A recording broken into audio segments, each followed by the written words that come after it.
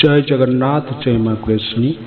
यही वीडियो को देखुवा मोर समस्त सुज्ञ विज्ञ वरिष्ठ व्यक्ति मानक मोर भूमिष्ठ प्रणाम। तत्सहित यही वीडियो को देखुवा मोर कनिष्ठ श्रेष्ठ जिज्ञा पिपासु प्रिय दर्शक बंधु मानक मोर आंतरिकतार सहित श्रद्धांजलि ज्ञापन करुच्ची। यही वीडियो को क्लिक करथिबारु आपण मानक बहुत बहुत धन्यवाद। आज आपण मानक एक सुंदर मजालिया आउ कौतुकिया गणित कोक संपर्क में कहवा जाऊँगी। तेणु आपण माने वीडियो को शेष पर्यंत देखंतु। आउ हाँ, वीडियो को टिके लाइक शेयर एंड सब्सक्राइब करंतु। बर्तमान चलंतु जानिबा से गणित कोक संपर्क में।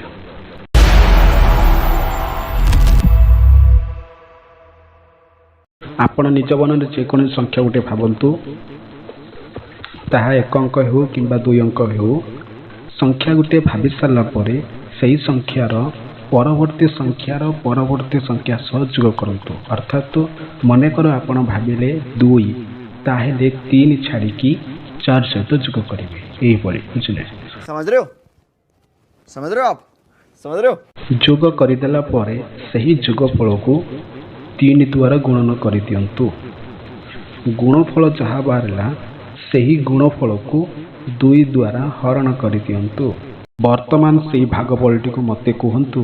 देखिए आपण क्यों संख्या भावी मु आपन को कहीदेवी। कितने तेजस्वी लोग हैं हमारे पास, कितने शानदार विचार रखते हैं जी। वर्तमान चलंतु जानिबा यह संभव किपरि। मनकर आपण भाविथिबा संख्या ला इक्वल टू 11। 11 परवर्ती संख्या ला इक्वल टू 13।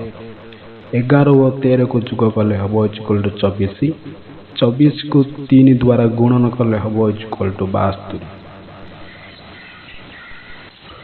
72 को 2 द्वारा हरण कले हम इक्वल टू 36।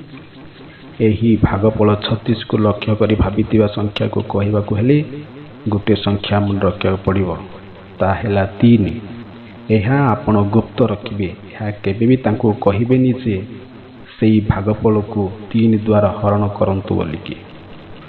सेटा को आपण गुप्त रखिथिबे। जेतेबेले से आपण को भागफलटी कहब सेतेबेले सेई भागफलटी को 3 द्वारा हरण करिकी जहाँ भागफल आसिला सेतिरु पुणी 1 वियोग करिकी उत्तर कहिले से भाविथिबा संख्याटा बाहरी जीव।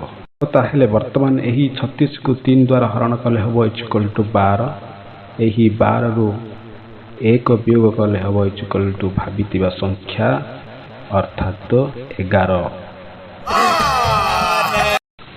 यही वीडियो को अंतिम पर्याय पर्यंत देखिथिबारु आपण मानक बहुत बहुत धन्यवाद। मु आशा करुच्ची संपूर्ण भाव में ट्रिक्स बुझी पारिथिबे।